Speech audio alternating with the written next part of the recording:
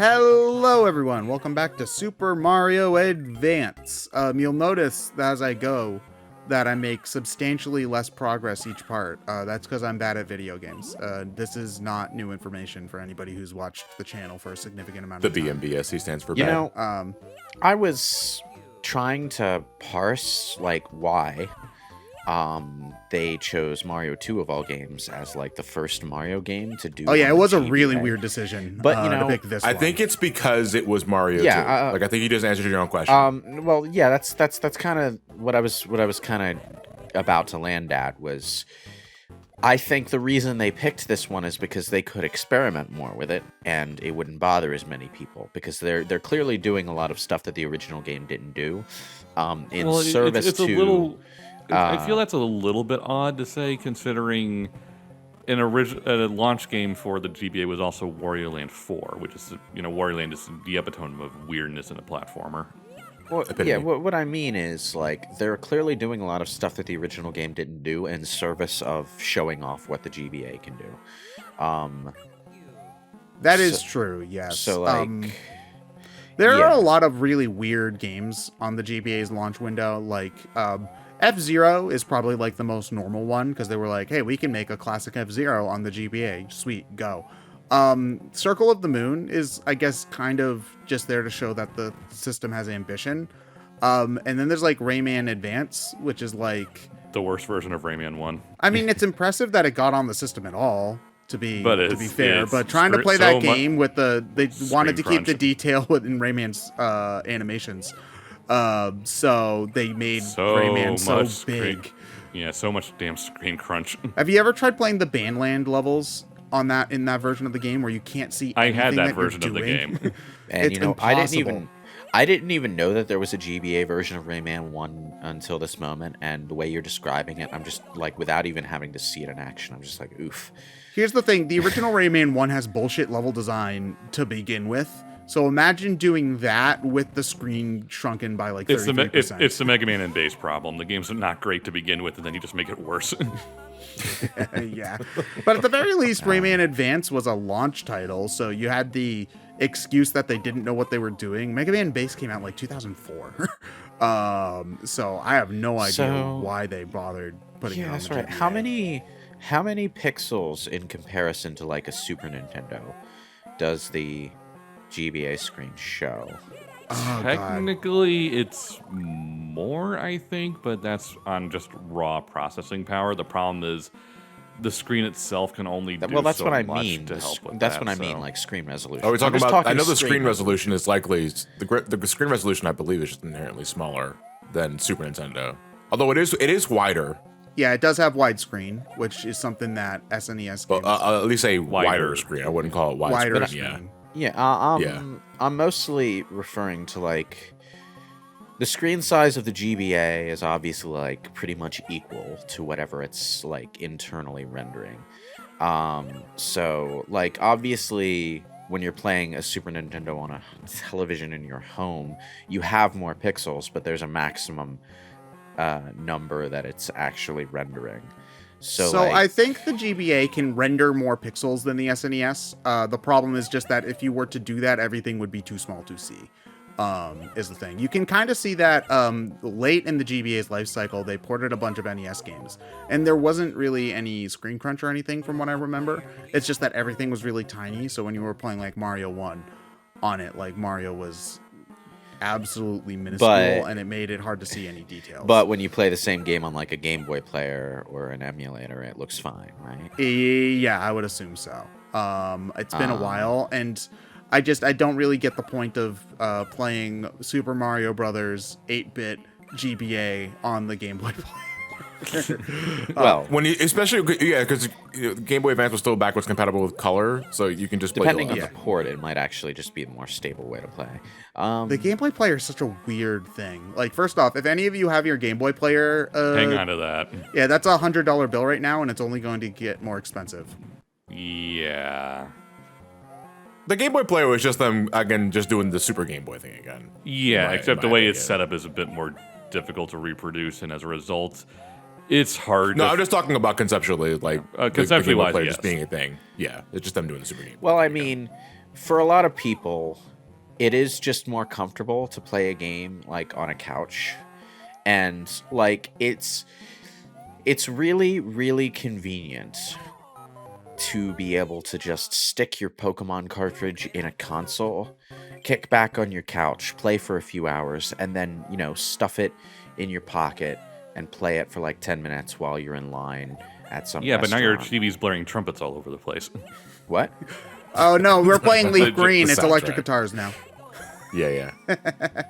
Talk about the I mean, soundtrack quality. Oh man. I mean, yeah, but at the same time, I consider it like the height of impolite to play video games and not have headphones on. So, Oh yeah. People like that really annoy me. The worst thing before the curb, the thing that we can't talk about because YouTube will take YouTube away our money. I would go and do like board game night at a local game store, and somebody playing Magic the Gathering next to us would play his his music during the game, and I'm like, dude, I'm trying to play a board game here. Can you like turn that down, please? Thank you. So yeah, don't be that guy. Is just what I'm saying.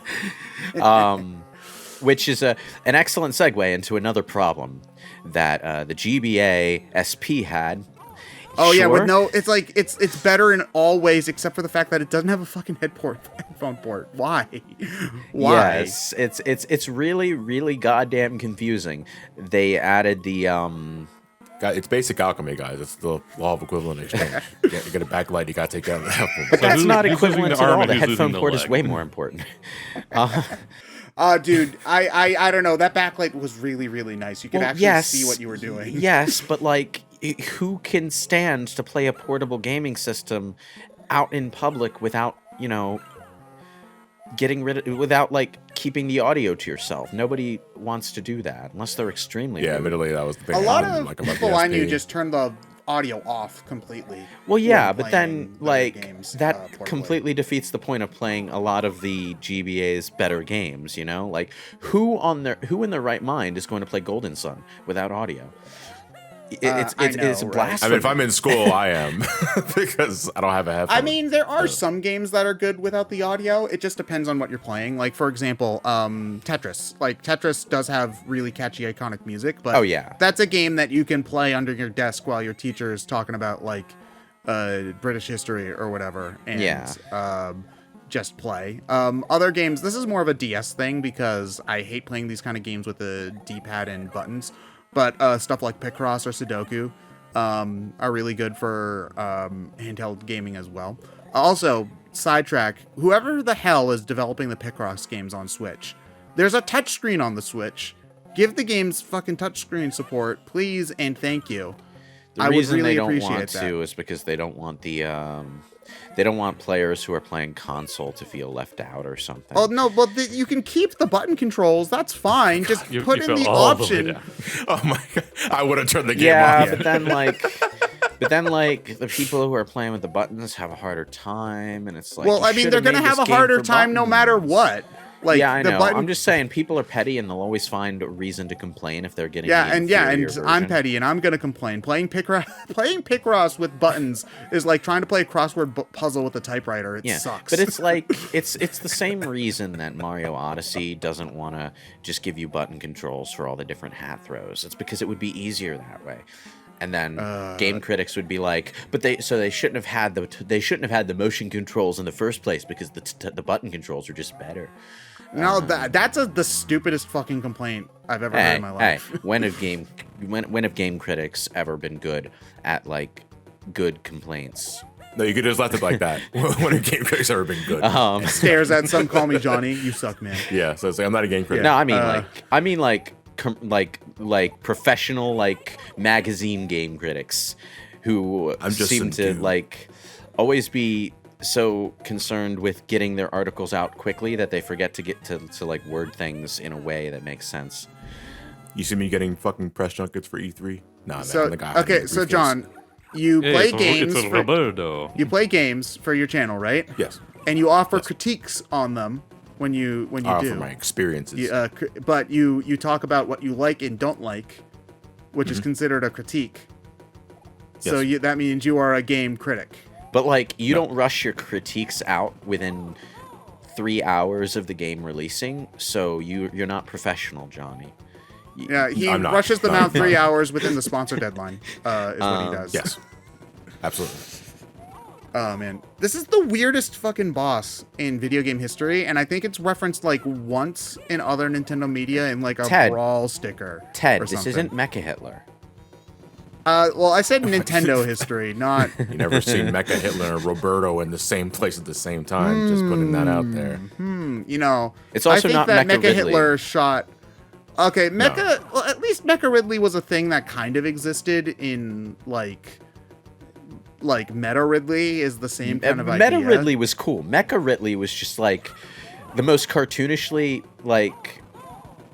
Yeah, it was a very 80s villainous sort of idea that Ridley's ever done. Like just having an image of himself. It's basically Mecha Godzilla, but Ridley.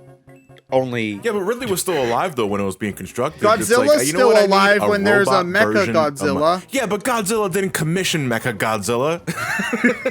Remember me.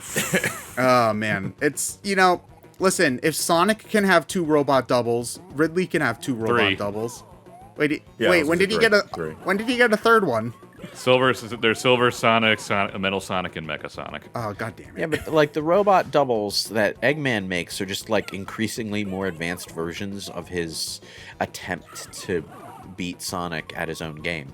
But like Mecha Ridley is just this really hokey looking robot Ridley that Ridley made for some reason. So it's like Ridley really saw bizarre. Eggman and decided one day, I want to try that.